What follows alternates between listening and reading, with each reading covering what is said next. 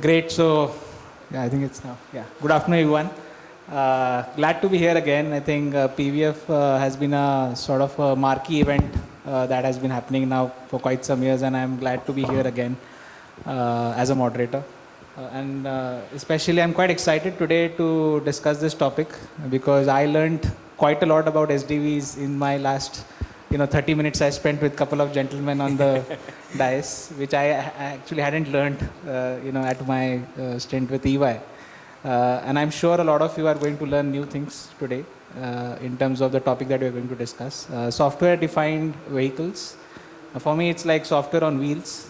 Definitely a defining and a paradigm change that we are already in as far as automotive industry is concerned, expected to exponentially grow in times to come. I just want to throw some numbers. This industry is expected to be close to $300 billion industry globally by 2030. Close to maybe 95% of our four-wheelers at least will be capable of SDV, which will be sold globally by 2030. So these are all statistics by firms like us. Hoping even if 70-80% of them come right, still it's a big number that we are looking at. At the same time, it comes with a lot of risks, challenges, which I'm sure a lot of us on the dais are actually trying to solve for. Do we have the gentleman from ARI as well joining the session? Okay. So we can start, right? So this is the topic that we are dealing with today, and thank you for all the participants and panelists. I want to start with a very simple question, and also I would like you to also talk about what your organization is doing in this field. Okay. I think that is something that definitely a lot of us in the room will like to hear. What excites you the most about software-defined vehicles as a topic? And if you can also throw light on what your organization is actually doing about it, that will be a good, I think, opening for all of us. Thank you. Yeah, Nandkumar. Yeah. Good afternoon, everyone. So myself, Nandkumar, and I am from Electrobit. And Electrobit, what do we do for the automotive? We provide the complete software solutions for the automotive, which largely caters to real-time computing, where the safety and time-critical functions are executed. And also we have the solutions, the complete stack available for the high-performance computing, and where you can use this stack for the journal or the high-performance computing missions. And also we have largely the complete solutions available for the cockpit system. So we are basically products and the solutions provider for the complete automotive software solutions. So coming to the question, what is exciting me as part of the software-defined vehicle? So what excites me the most is basically the scale and opportunity in front of us. So S&P has forecasted that by 2030, close to 20 million SDVs will be produced annually every year from 2030. So off of that, 20 million is expected to come from APAC and China. So which shows that how fast the SDVs are moving forward. So and at the same time, if you look, to make that as a reality, it is the fusion of technologies coming together that is only possible with the collaboration and co-creation of ecosystem to make the SDV as a reality. And I see there also a great opportunity to collaborate and work together with the partners. At the same time, SDV will bring us closer to the end user, where you can connect to the end user and understand the end user expectations, and you can understand the needs much better than how we are today. And at the same time, the data in the previous panel what we discussed, data is going to play a major role, where SDVs are going to be more in digital nature and which produces a lot of data. How you monetize the data is going to open up the new business opportunities.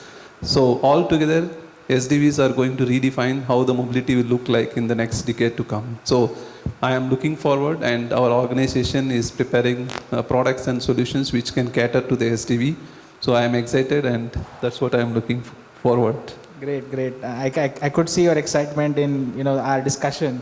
I think a lot of examples you've given, and I'm sure you'll discuss those during today's panel session as well. Over to you, Nilesh. I think we've been meeting forum to forum, Yes. and it's good to see you again. But yeah, I think your take on SDV. Yeah. And So what a little excites bit you most? about myself, what we do. So I'm Nilesh Bajaj, co-founder of Wave Mobility, and we are building small electric cars for urban mobility. Before I talk about what excites me about SDV, I'll just take a second to what I think SDV is. I think it's a restart in an industry which was primarily analog driven. The engine, the aggregates, they were primarily analog. Slowly, the electronics has come in, but it has come in bits and pieces. So what SDV is, we are saying is let's clean the slate. Let's start afresh. Let's make a stronger backbone of data and power. Let's communicate with each and every component like it belongs, not just because some area regulation came and we had to put another controller there. So for me, especially because we are building electric vehicles, SDV is like the very foundational thing, and without that, I don't think future vehicles can be built or should be built. So what excites me is that it gives us an enormous opportunity of visibility and control in the system that was not possible with such a disintegrated system. So that is what I think is the biggest opportunity going forward for all the automotive manufacturers and also the component suppliers. Thanks. Over to you, Vikas. And I think before we start, I really like the name of your organization. Thank you. And I'm sure anyone, getting an email from you will definitely ensure that, okay, what is it that he has to talk about? And maybe you can say, voice that name out to the audience as well. So, good afternoon, everyone. My name is Vikas Chaudhary. I'm founder and CEO of Hackersera. So, I'm running this company since 10 years now. Earlier, as you know, there were IT booming things. We were thinking about how your mobile application is secure, how your Facebook is secure, how your WhatsApp account is secure. But what's happening now? Just imagine, what if your Facebook account will get hacked or WhatsApp account will get hacked? What you will lose? You will lose your data, nothing. But imagine when you're driving a vehicle and it will get hacked. You will lose your life. So I'm dealing that problems. Our company solves that problems through various active cybersecurity services and solutions. Now, in terms of SDV, what excites me as a founder of Hackersera, when I use mobile phone, there is a bug, I get an update. Android update, iOS update. Similar thing I should also receive in a vehicles. If there is a vulnerability, if there is a weakness, I should get an update and my vehicle should get fixed. So that excites me in SDV industries. The cybersecurity should be implemented in SDV from development life cycle. By this way, we can control the features, we can control the updates of the vehicles, so we can push cybersecurity measure anytime. Yes. Great. And I'm sure that is something that everyone will be mindful of after going out.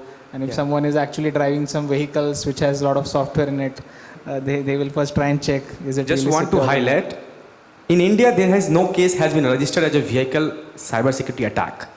But you must have heard a news that many vehicles has been stolen from Delhi, from other markets. But it is registered as a vehicle theft, not as a cybersecurity incidents.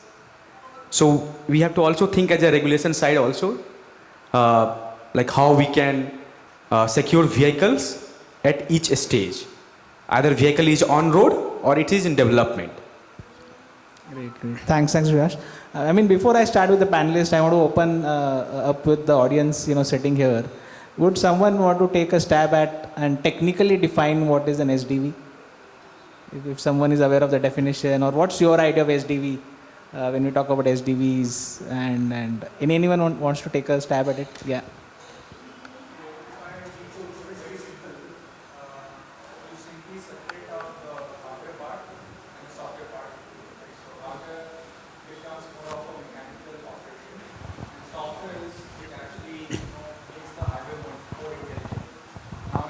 SDV, what happens is that, thanks.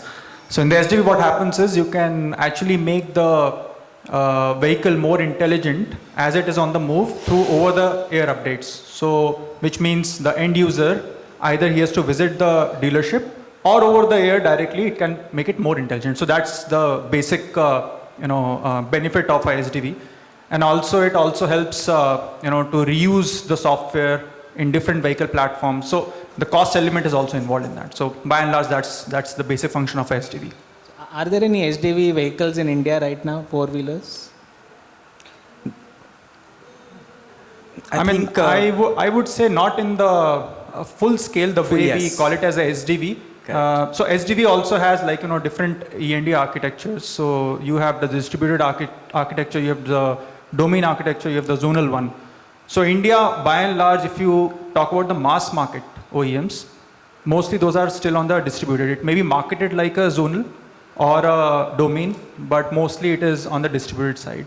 So if you say SDV at the lower bottom of the pyramid, we can say yes, but that's not the true SDV. Great, I think so. That was the, yeah, please.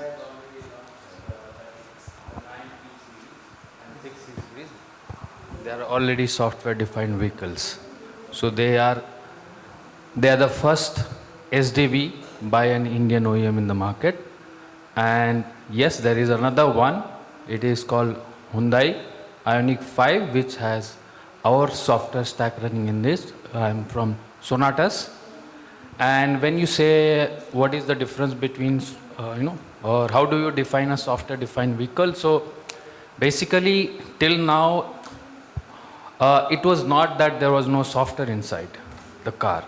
There was software, but they were distributed across multiple ECUs. They were connected by multiple networks like CAN, Ethernet, FlexRay, and everything was distributed. So when it comes to finding a problem or troubleshooting, or let's say I want to update something in my engine ECU, you have to change the hardware as well as the software. Now this was becoming a big problem. So what software defined vehicle is doing, that it is consolidating these functions from multiple controllers to few single controllers. So previously it was only microcontrollers, but now you have HPCs, what Nandakumar was saying. So HPCs is combining a microprocessor and microcontroller architecture together in a chip. So your more critical functions will be done on the microcontroller, and your data processing, crunching applications will be run on the microprocessor.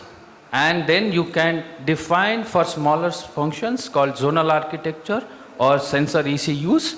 They will be just doing a very small functions or some part of the functions. So this is what in actual SDV. I think some great answers here, but I was looking for a very technical answer, and I would like to ask Nandakumar, give me a technical answer like this exactly is SDV, because I saw some statements, okay, I don't know what level of SDV it is, whether it is the bottom of the pyramid or middle of the pyramid. You also said something that, okay, it is now just with 9E and 6E, but maybe not in other vehicles, except for say Hyundai Ioniq. So, exactly. So, maybe Nandakumar, if you could help us, demystify for the audience, how should we look at it? Because, say, if I am an OEM, I don't know what level I am at, right? Eventually, that is going to the question will be there in everyone's mind. Yeah. So, any thoughts on that? Yeah, thank you, Pratik. I think if you ask another 4 people in this room, definitely I will say we'll get 6 different answers. So, so far the software-defined vehicle is a buzzword actually. Everybody is using, and everybody uses it in the way how they understand and how they want to advertise. So that's how the software-defined vehicle is being used, and it is actually loosely talked about, and there is no standard definitions made. So we from Electrobit actually, from the engineering perspective, we saw that there is a definite need to make everyone understand what does software-defined vehicles is all about. So we have defined the maturity model for software-defined vehicles. So we scale it from level 0 to level 5, the software-defined vehicle. So let me, for the benefit of the audience here, let me quote level 0, what we call it as a software-enabled, basically where the mechanical functions are made possible through the software. Let me quote, for example, You all know in the two-wheeler, the carburetor system, which was more mechanical, and then we saw EFI, which is basically software control injections.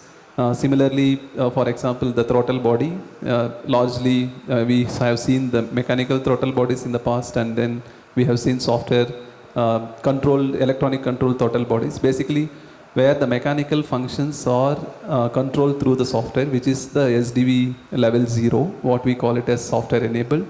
When it comes to level 1, which we call it as connected, and then basically with the connectivity on, for example, largely all of you driving the cars, when you purchase a new car now, you get also the app installed in your Android or iPhone, wherein you can see certain parameters in the vehicle, the fleet data which you can monitor using the mobile app.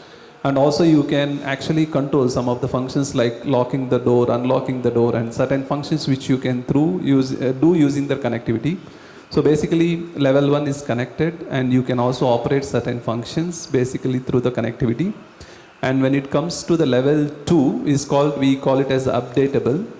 So basically I think in the previous sessions also we spoke about in the first session where the panel discussion, many of the panelists were talking about how to do the maintenance of the vehicle. So updatable is basically when the vehicle is hit the road, it comes with certain functionalities, and you need to monitor and do the performance or the service of those vehicle functions. So when there is a defect which is reported in the field, then you might have to perform the software update.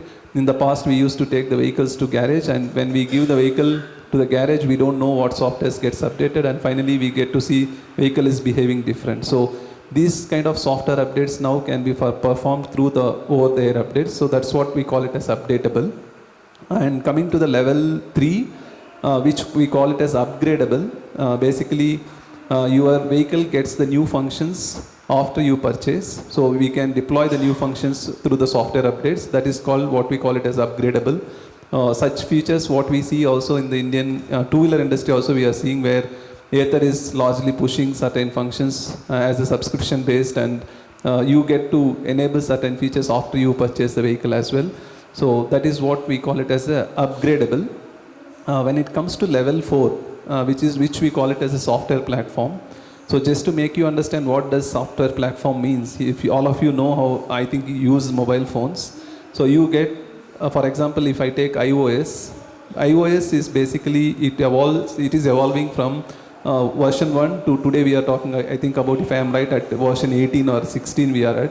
So basically the OS is evolved over different hardwares, and where they will have only one active operating system at a given point in time, which can be used across multiple phone variants. So basically they are having the software platform, and they push this software platform over the different hardware variants. So basically level 4 is the software platform. So assume that we have hundreds of ECUs in the vehicle. You have the software platform which is catering to all the vehicles, and then you maintain the software platform at OEMs, and you deploy these updated software on a regular basis to the vehicle. So you can feel how refreshed the vehicle will be and how well the vehicle is equipped, right? That is level 4.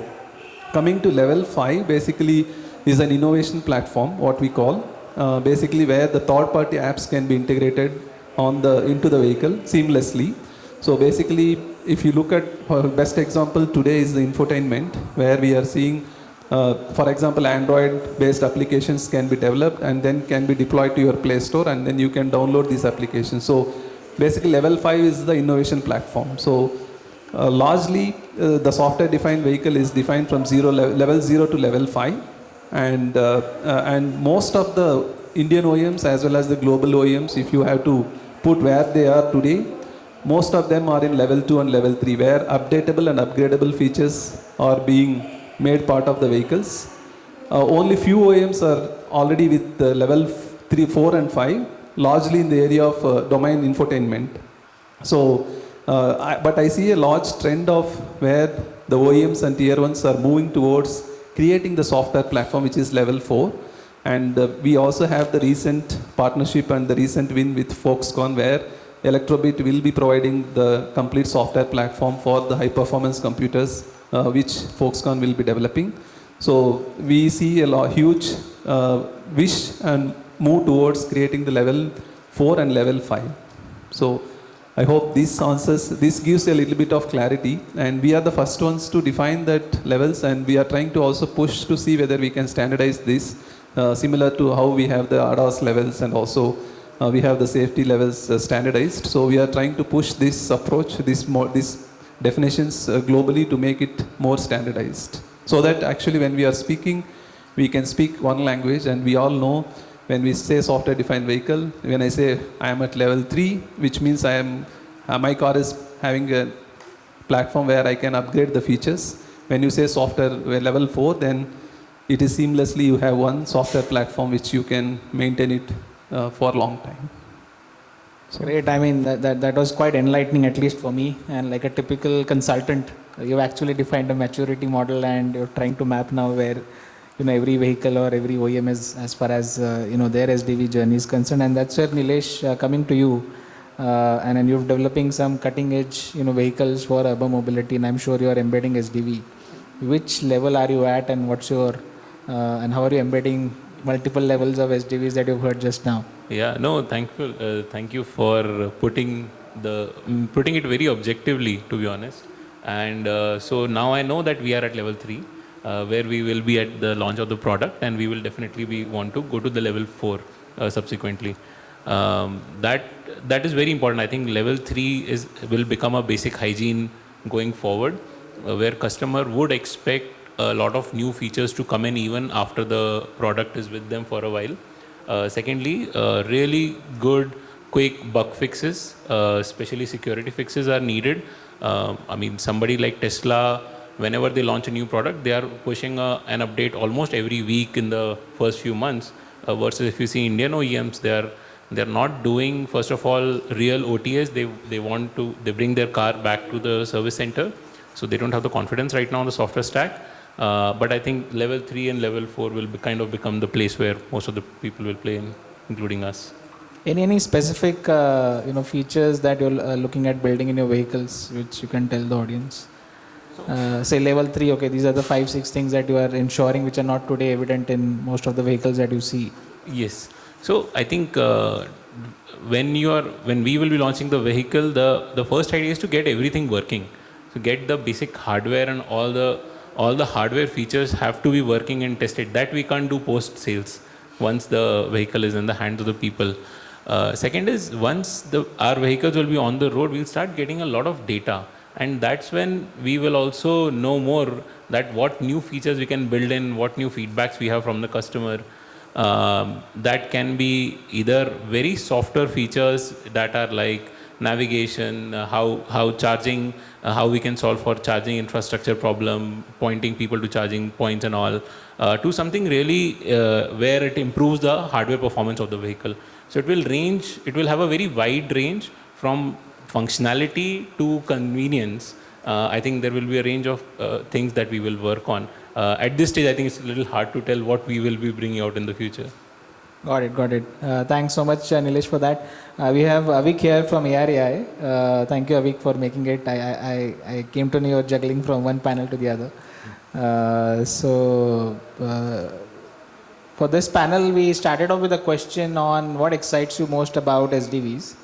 So if you can maybe throw your point of view on that, and plus to top it, one more question for you is, what kind of regulatory standards today India already has or are in progress looking at SDVs in mind? Yeah. Hello.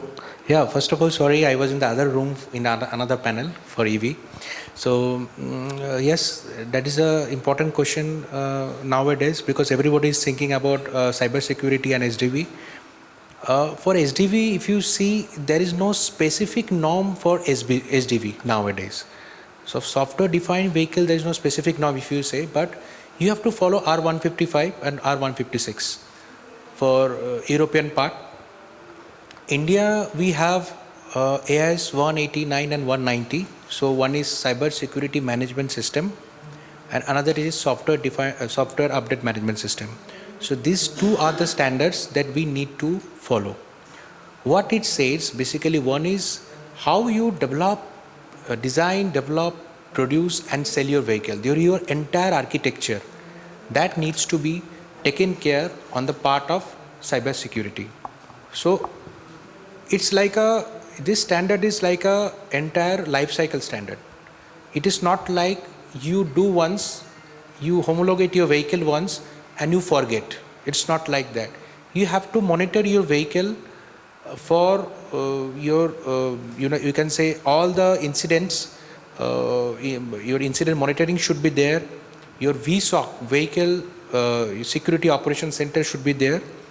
And the other part is the software update management system. Similarly, like how you update your vehicle, whether all the updates are maintained in the databases, how the mechanism of updates, that needs to be taken care for the cyber security. So if you are following these two, then you can say now your software, your SDB part will be covered. Great. I think Vikash, just to take that forward, while Avik is coming more from a regulatory standpoint, but as far as you are concerned, if you could tell us what practices should OEMs adopt while looking at security by design. Okay. I mean beyond adhering to the regulations, what more they need should do. Security cannot be retrofit. So once the product is developed, you cannot retrofit cybersecurity in it. Because you cannot roll back. If there is any changes required in hardware, you cannot make it. Because right now the product has been developed. So security should be from the concept phase. Or you can say from the planning phase. In your planning phase, you create your threat assessment report.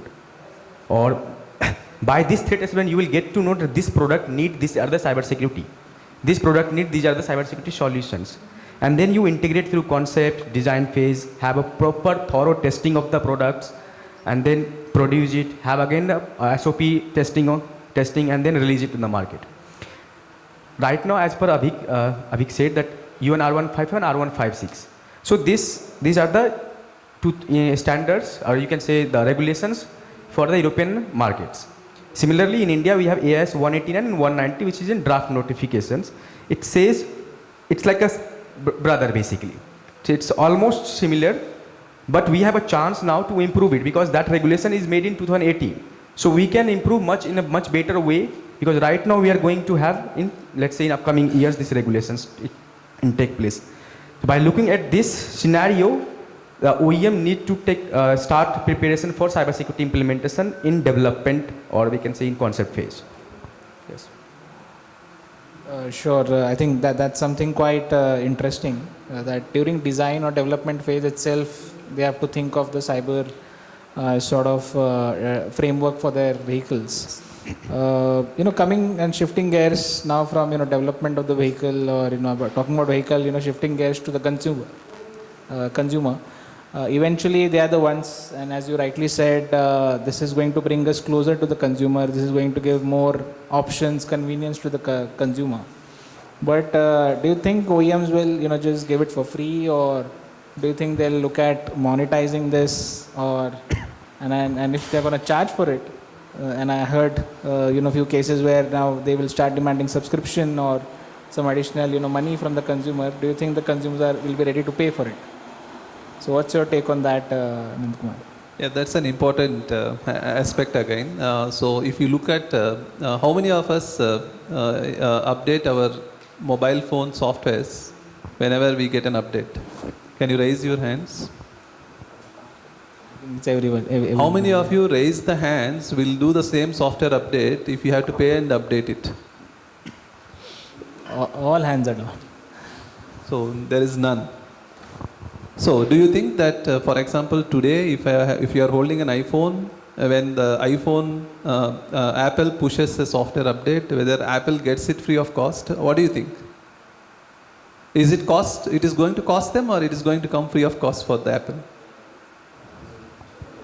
It's going to cost, right? So at the end of the day, every software update, either it is through OTA or if you get the software update when you take it to the garage, it costs to the OEMs. Therefore, my simple answer is to Pratik is basically yes, OEMs has to charge at one point of time. So what OEMs can start charging? That's why if you look at the SDA levels, so if you take SDA level 2, which is updatable, So updatable is something which OEM has already promised you that whatever the functions they are providing to you at the time of purchase, they will ensure that these functions will work throughout the vehicle life cycle. Therefore, any software patches which is required to make sure those functions to work, which will come at the free of cost, where OEMs will push these kind of software updates through OTA, and you can download it for the free of cost. Assume that you wanted to have certain features in the level 3 where upgradable, where you want a new feature where you did not, the feature was not available at the time of purchase, wherein you want to upgrade it, definitely you have to, the OEMs will charge and you have to pay for it. So let me quote you a simple example what happened to me the 2 months back. So I stay in Bangalore, and I have visited my in-laws place, which is Guntur, which is closely 700 kilometers away from Bangalore. And I drove with my driver and my family. And we have stayed there for a night, and then somehow my driver, with his craziness and innovation, he was able to keep the lock inside the vehicle, and he locked the vehicle. And unfortunately, my house key was also inside the vehicle. So there is no option for us to unlock the vehicle. So my car is not, my car, at least I would say, a premium compact SUV, which was costly, which I paid around 35 or 37 lakhs at the time of purchase, which is now the 3 years old. So do you think, what do you think I would have done at that point in time? Anybody wanted to say? My car has connected features.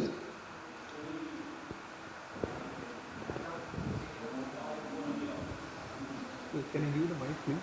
Can you give the mic? Here, this table.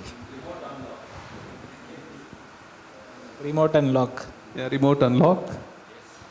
You would So have can you called- explain a bit how it would work, how it would have worked? You would have called the OEM to check if there is any feature which can unlock the car remotely. Okay. So thanks for that. We have one more. Yeah. You could have called the technician. He will give a power to the windows to roll down. That's it. Okay. Some jugaad. If you are a connected vehicle and you have a mobile app which have all these remote operations features, you can just enable it from there. Yeah, exactly. I thought the same. So when I purchased the vehicle, I had the connected level 2 feature. Level 1 feature where it is connected, and I can see certain data at the vehicle, and also I can control some of the functions of the vehicle. That is what I did. I tried to connect. Unfortunately, what happened with my car after the 3 years, the subscription ends, and there is no intimation that I had to renew the subscription. I thought, okay, then it was not even giving the clear message. Then I thought, what I have done is I have connected to the customer center of that particular OEM, and I requested to enable the services again. You know what answer I got? The telematics unit, which is part of my vehicle, is not capable to have these services re-enabled. Therefore, there is no option to get these services again. It was configured, pre-programmed only to work for 3 years, and there is no option. The OEM has no mechanism to monetize such services after they sell the vehicle. Therefore, you have no other option.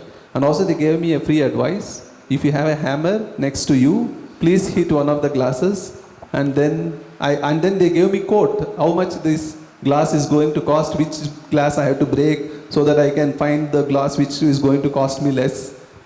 So this is what happens if there is, I agree to the point, if you are not planning at the time of design, even though customer is willing to pay, definitely if you would have charged me 25K to enable the services per annum, I would have paid at that moment and subscribed it, and then I would have got that subscription.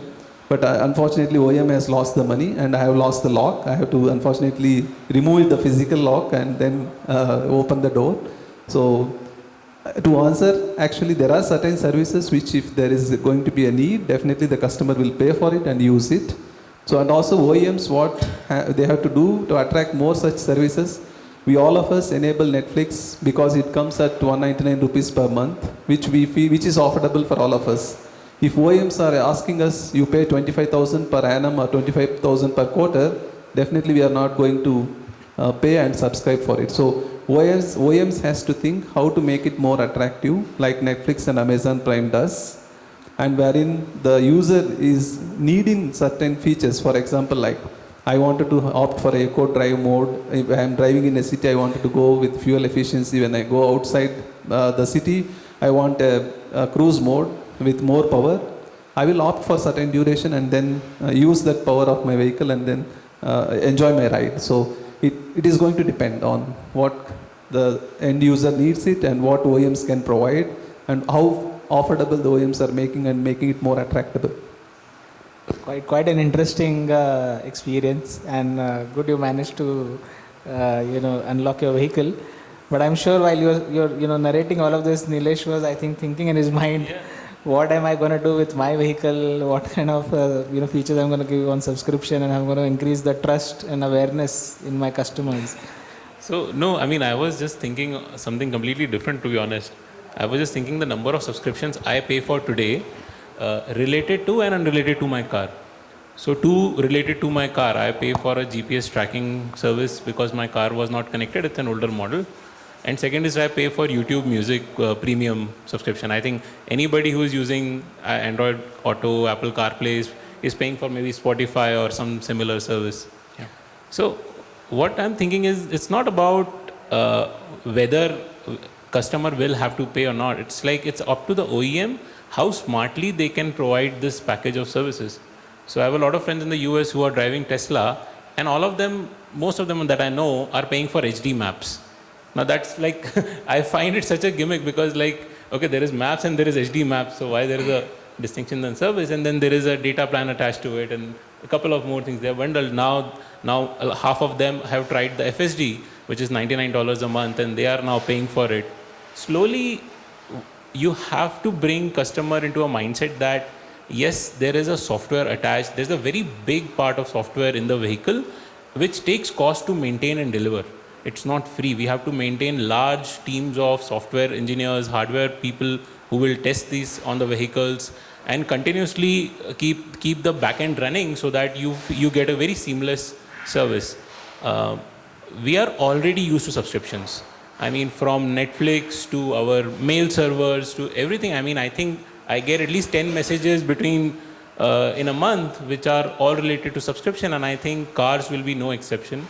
We will be paying a lot of subscription cost, but it's up to the OEM how smartly. You can't just say these are data charges. Nobody will pay for data charges, and that's why many people like yourself end up not renewing these services after 3 years or 5 years after they expired. You have to really give the value, and then the customer will be motivated to keep the service. You have to keep adding the features, adding the updates, so that they see. Like your phone, I think today if I'm buying a phone or I'm buying a laptop, I'm actually looking at the fact that how long updates will be provided, whether it's a 3-year or a 5-year commitment from the OEM. Similar thing will also be applicable to the automotive manufacturers, whether customers will specifically ask how long you are going to provide the software updates. So I think that has to become a norm. Absolutely. I think rightly put, how are you going to showcase value to the consumers in what they are paying? That will be the key. And then just moving to Vikash, a lot of the phones come with security updates, and they give that, okay, for the next 8 years all security updates are part of this. So as far as if I have to bucket the features, one is obviously convenience features, some could be performance and some could be security features. So would OEMs again think of, or rather how will they think of security features and enable it to the consumers? I mean, here again, I think they should not expect consumers to pay for it. Yes, there is a news right now, let's say 2 weeks ago, Hyundai recently charged $39 per vehicles from the customers. If you need a keyless attack to be secure, keyless attack is attack where a hacker or a thief can unlock your vehicle and drive away with your vehicles. To have that fix, Hyundai charged $39 at service station. So yes, cybersecurity is nothing but a new seat belt, you can say, or a new airbag. You need to pay for safety and securities. But would they also give a guarantee that despite of paying $39, if the car is still stolen, they'll replace the car or give a new car? maybe, maybe, or see, cyber attacks, every day there is a new attacks are introduced. So there is no guarantee to the OEM that this attack will not happen. So how they can guarantee to the customers? I think that comes under the purview of insurance. So, but that's an interesting question actually. If we talk about more of SDVs and if we are not able to give that trust to the consumers. But there is a process they can maintain. So if there is a bug, they need to fix it by through SOTA or through FOTA update, and they need to do continuous assessments to the base variant, base vehicles, patch updates. So this is what the regulations, what Abhishek said, that there should be a VSOC.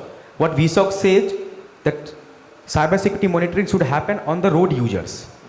So when your vehicle is on road, it should monitor the cybersecurity incidents. Maybe just to add, actually, to answer to your question, is it guaranteed? It may not be guaranteed that all the threats might be addressed with the software what is there in the vehicle. That's where actually, if you look at the European regulation, if your vehicles are more of software-defined vehicle, you need to. It is a norm that you need to maintain for the vehicle life cycle. So vehicle life cycle is 15 years. So therefore, even if there are some threats which are identified, you need to provide the software updates and maintain these vehicles for 15 plus years. So with that way actually you are going to make sure that whatever the threats identified and you are having the patch software which is deployed, which is going to take care of it. That's the only way which is possible. The SDVs can be more reliable and trusted. Yeah, that's what I said. It's a life cycle. Like you have to maintain that completely continuity up to 15 years, whatever you said. Yeah. And as I believe, I think any zero-day vulnerability, if reported, has to be fixed within a certain amount of time. Yeah, so that I is don't also think there. any, if any Indian consumer would go and complain against it, I think. This is what I said, yes. Yeah, I think no Indian court will allow OEM to charge $39 for a security vulnerability. Correct. Yeah. I mean, Avik, as a regulatory body, are we really thinking in this direction to that depth of looking at these multiple scenarios and then if you were to certify a vehicle, would you see some changes in the requirements for you to certify a vehicle going forward, and which is say level 3 or level 4 of SDV life cycle? Yeah, are we you're there correct. yet, or we are still in the discovery phase? Yeah, you are correct, because now the industry, the domain is completely changing. So it has come from that EV background to connected, and now we are slowly moving towards the AI part. So in between this, the SDV location is there. So yes, ARA has established a like lab for that, pen test lab. So wherever we are, we have started doing the development and the certification of the vehicles for the advanced vehicles and advanced, you can say component. If there is a BMS is there, or a vehicle control unit is there, you have a telematic unit. So complete end-to-end solution we are thinking of. So yes, the change will be always there. And we have started thinking on it, and have started giving testing services to the industry. Okay, but I mean, as per you, there is a lot of work that has to be done yet. Yeah, that has to be done, because see, for this the major challenge was establishing a facility, and it could not be done overnight. Okay, so for that you have to have a dedicated pen test lab. You have to have a first testing facility. You have to assess your TARA, like threat and risk analysis. So these all things need to be addressed, and then only you can say, okay, you have done a complete cycle.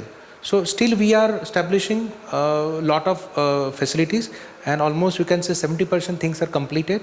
And now, but the new threats are V2X related threats that has been introduced into R155. So that is a major thing. We have also discussed in the AIS panel. So now the V2X need to be read out, but because the technology is not available now for the V2X. So again, it's changing, as you say. So we are now thinking of V2X related pen test lab. Just to add on to that, actually, when we say cybersecurity, we are only talking or assuming that it is at the vehicle level. So with SDVs coming in, the security is much before actually. So we are working towards code to the road. When I say that we are writing the software code and then how to push the code to the road. Road means actually how to deploy this code to the vehicle which is running on the road. So basically how your development infrastructure, for example, you have a CI, CT and CD pipelines established, and firstly you need to ensure that your development infrastructure is secure. And then once you have towards the end of the pipeline where the executables are created, then you need to push these executables to the back end of the OTA, and you need to transfer from the development, if you have established the complete development toolchain in the cloud using virtualizations, then towards the end of the pipeline, the images should get pushed to the cloud where the backend is maintained. And you are transferring from one system to the another system of the backend. We have to make sure that there is a seamless transfer there is no chances to hack. And then once the vehicle is getting connected to the VOTA backend, and also we have to make sure that we are authorizing the vehicles only which can access to that data. And then once the authorization is successful, then you are going to transfer that data to the vehicle. Then comes basically the vehicle level security. There is a lot which we need to do before we get into the vehicle itself in the SDV development approach. So we need to establish a lot of things. And when it comes to vehicle, again, we have a different layers. If you look at, somebody was quoting that Mahindra, it has a different layers of ECUs. One, it starts with the high performance computers, and then we have the zonal computers, and then we have the end nodes which is doing the real time job. So you need to also isolate the networks which are having the external connectivity, and you need to monitor those network in a much more closed manner. And when you look to the other communication channels, you have interfaces to the external world within the vehicle communication. There is a lot which we need to monitor at the vehicle level as well. But beyond vehicle, also there is a lot to do to make SDV more secure and safe. Absolutely. Nilesh, hearing so many things and the kind of, threats SDVs will actually pose from a consumer standpoint. How are you going to look at building that trust in, SDV vehicles? Because I think the moment, and I think Vikas earlier said that there is no reported incident yet in India, but the moment it will start getting reported, people will think twice before opting for any such vehicle. Because as you rightly said, while a Facebook hack is not going to cost me my life, but here there is that chance of something costing my vehicle or my life at the same time. So no, I think that's a very good point, and that's why I think the idea is always to go sequentially. First work on a very robust backend architecture, which he currently described, which involves how to transfer the software from our development code base to the vehicle. The idea is not to commit any number of features that you cannot give on day one, because anything that you give increases your attack vector or attack surface area. So the idea is always to make sure that your basic platform, basic hardware runs reliably, all the features work as expected.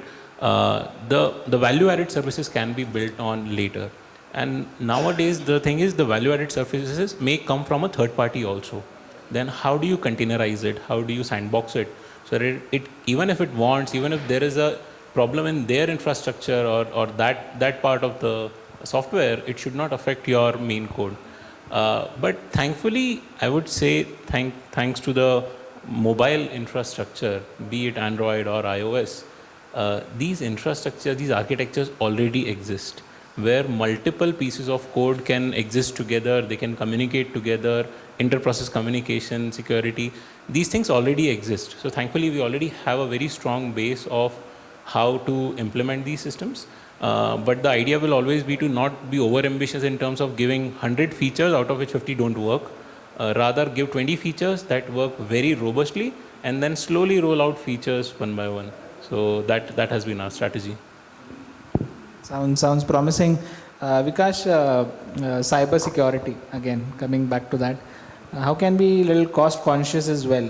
Because I think Nandakumar also made a comment, consumers will not be willing to pay additional for cybersecurity. So what would be your advice to OEMs or people like Nandakumar? I'll just tell you why it is cost effective first, highly cost basically. So in a vehicle there will be 30 to 40 components where cybersecurity needs. To implement cybersecurity, you need a lot of work products that based on the engineering methods, which we say ISO 21434. So we need to create a lot of work products. So there is a lot of manpower, resources you need to create a work products, and then you need to implement it and then validate it and then produce it. That's why it is a highly cost.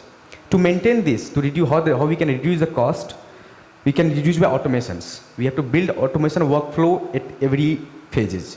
In concept phase, so like for example, in concept phase you have a TARA, threat assessment and risk assessment. You have to make some automations, so there will be no manual work on TARA creations. For every component, you can create a TARA using some automations, softwares. So that way you can reduce your workflows. And based on that, OEM can reduce the overall cost of platforms. Because then, if they are investing something in cybersecurity product development, they will charge from customers. And India is a very high cost sensitive, sensitive play market. So if there will be more cost, you cannot sell your vehicles into market. I'll just chip in. Yeah, please. Nowadays, scenario is changing. So people are taking very costly cars. So if you travel on the expressway, we can see the car quality nowadays more than like before 5 to 6 years. It has changed drastically.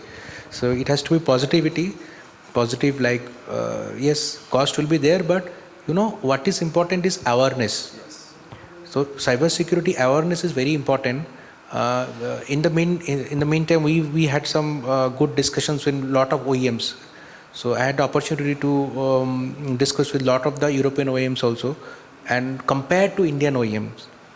So what they say, like now it was like a least priority. So they had invited us to give some session on the cybersecurity and how the things will affect. So it has to be awareness, what will be the beneficial, what are the benefits, and how it will affect us. So it will be like safety, security will be like a safety only. It's a safety only. Ultimately it will be converted to a safety part. We have to also build the same thing to the consumers. So for examples, if something happened to the vehicle, it's not like antivirus. You can put antivirus into vehicles and that will protect your vehicles. So if the customer will start asking that, okay, like my vehicle have 6 airbags. What are the cybersecurity features are there or implementations are there?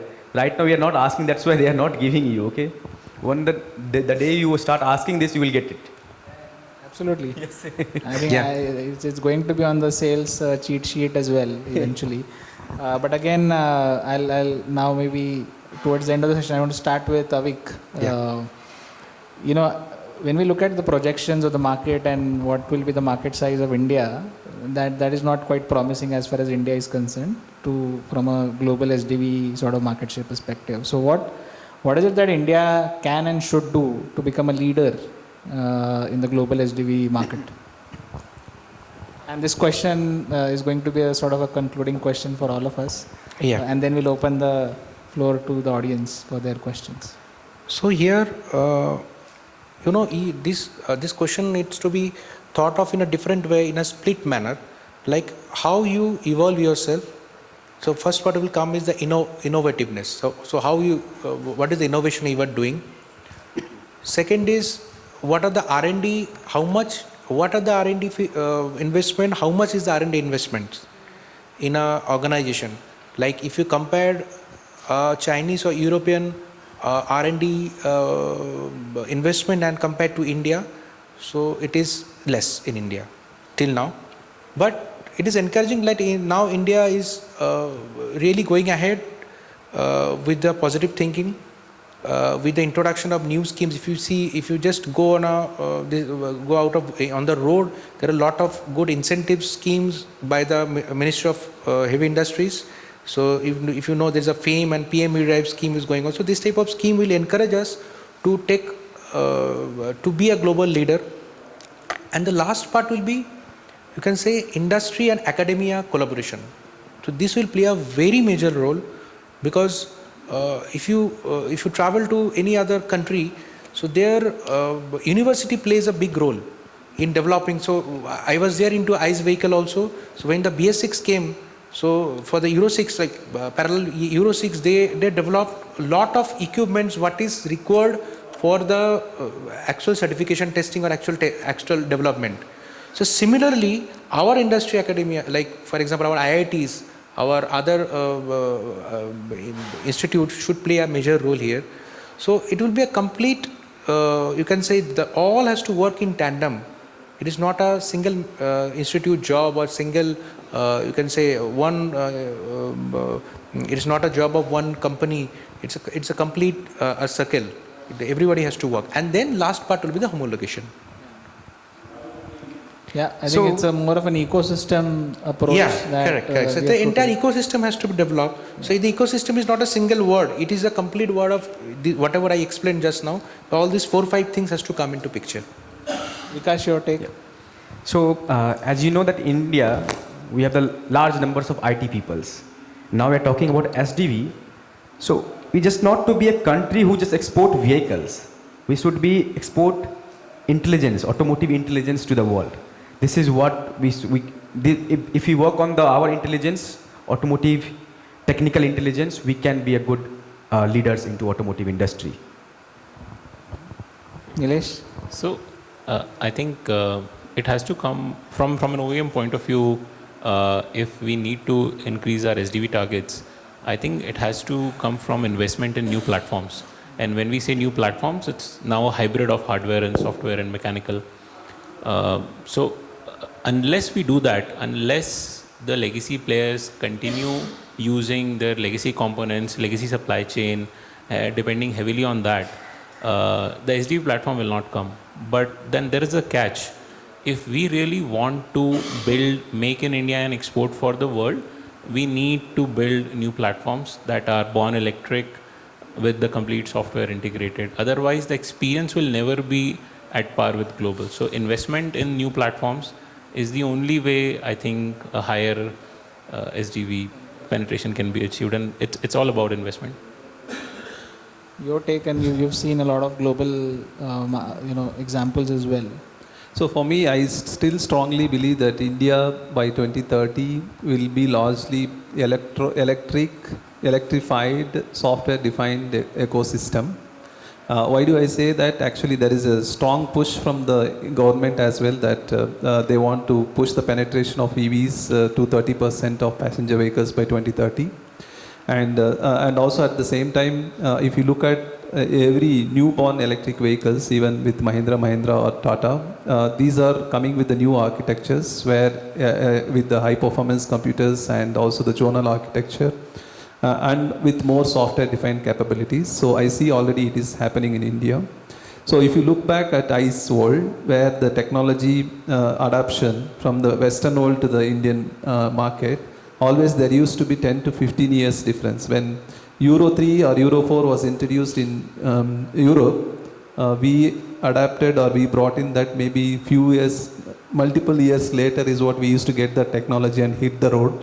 Today I can proudly say that we are not competing with anymore in the SDV space with the Western world. Of course we are competing with the China. So we need to still continue to compete and find ways how we can also be as good as China. We are not yet there on the cost and also on the speed, especially technology is already available with us. So with all these in place, and if I think we are at an ecosystem where we can provide the affordable solutions and innovations together.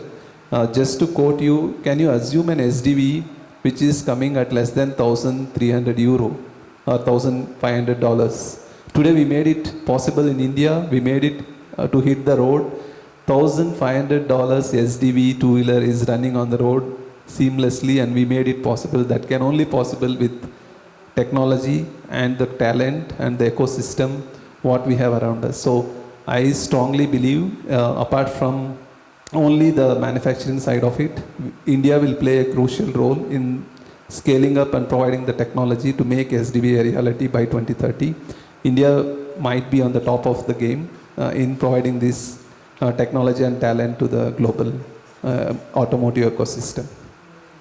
Great. I think that's quite encouraging, I think, for the audience as well, that we can be and we are already on that path of becoming a prominent name as far as SDVs are concerned in the global market. I'll open the floor to the audience if they have any questions, any... Yeah, we have one hand raised over here. If you can give the mic.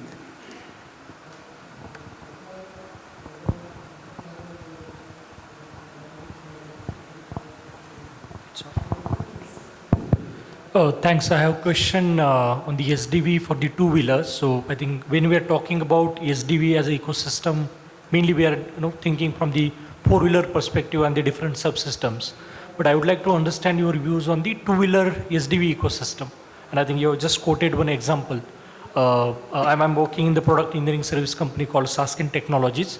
A lot of two-wheeler OEMs whom we are also working, they are also asking two-wheeler SDV as an ecosystem, or maybe how we can define that. Nankumar? Yeah, I can take up. So for me, the technology remains the same, whether it is a two-wheeler or the four-wheeler. So basically, the number of nodes in the vehicle might reduce from two-wheeler to the four-wheeler. You need connectivity. You need OTA capabilities. The scale and the volumes which you operate is totally different between the passenger vehicles and the two-wheelers. So you need to have a different requirements at place when you are designing. For me, the technology remains the same. The adoption is required based on the scale at which the two-wheelers, if you take OTA capabilities, you need to have much more capabilities than passenger vehicles. So these are the considerations which we need to make, but the technology remains going to remain the same. The same players who are providing the SDV technology for four-wheelers can also provide it for two-wheelers. So maybe whether it will be cost efficient, may not be. Yes, we need to still find. But I have an interesting figures to quote. Actually, we are making it, if you take a Western world where they quote maybe for each software update in euros or some significant high number, and with our SDVs to two-wheelers running on the road, it is a single-digit number is what we are talking about. So single-digit Indian rupees is what we are talking about. So which means already the technology is in place and it is available and we need to scale it up to the larger volumes. The same players exist in both passenger vehicles as well as the two-wheelers. The same technology providers can be there in both places. Thank you. Any other questions? Anyone else?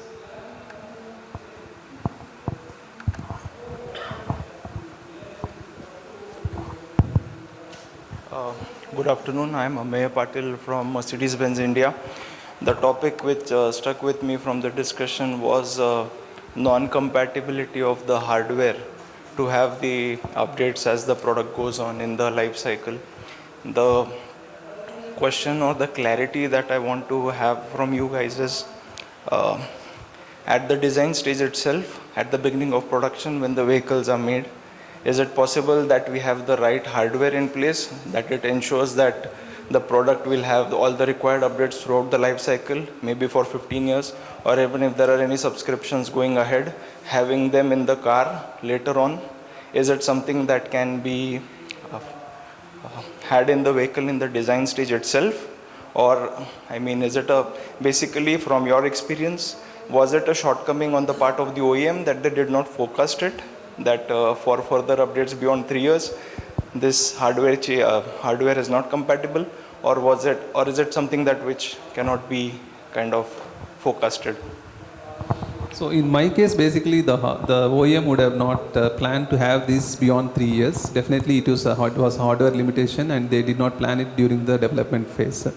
So in an SDV world, what actually now some of the tier ones are coming up with an architecture. It's not that hardware is going to be fixed over the vehicle life cycle.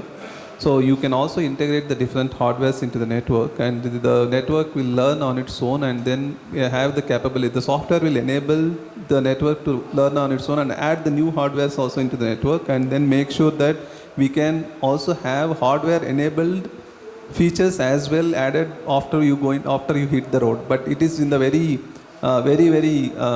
initial stages of development. We call that as a remote control solutions and remote control hardware. So basically this is after the zonal high performance server computers and zonal computers and end nodes. We are now talking about the remote control solutions where the same hardwares can be added for the multiple vehicle variants, and also the vehicle will have the capability and intelligence to learn on its own. Let me just add a little bit to this. There are also non-technical aspects to this. So sometimes when a car manufacturer is working with a tier 1 supplier and buying a certain hardware, and how much support that supplier has committed, maybe that chip, that part is obsolete, maybe that the contract with that supplier is not renewed after a while.